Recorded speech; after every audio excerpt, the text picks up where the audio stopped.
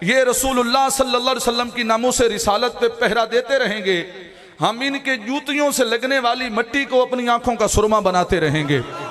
میں بلا تاخیر، بالکل حائل نہیں ہوتا، بلا تاخیر دعوت خطاب پیش کرتا ہوں حضور قبلہ پیر طریقت، رہبر شریعت، اسیر ناموس رسالت، شیر رضوی حضرت صاحبزادہ پیر سید احمد شاہ صاحب بخاری دامت ذلہ کہ آپ اپنے مواعظ حسنہ سے ہمارے قلوب و اذہان کو منور فرمائیں۔ جو میں نے گفتگو پہلے کی ہے یا آپ کا جو ذوق ہے اس کے مطابق استقبال کرنا ہے۔ میری آواز اگرچہ تھوڑی ہو لیکن آپ کی آواز ہر منکر کے سینے کو چیرتی ہوئی نکلنی چاہیے۔ نعرہ تکبیر۔ ہجے بھی کہیں ونگار دے ہاتھ چاہن انج نہیں، جڑے ویکھن آن دا بھی کی کریں دے پین او مڈو نہ چاہمن تے جڑے عشق رسول چاہے بیٹھن او بولن نعرہ تکبیر، نعرہ رسالت، نعرہ تحقیق، نعرہ حیدری، تاجدار ختم نبوت زندہ باد یا رسول اللہ لبیک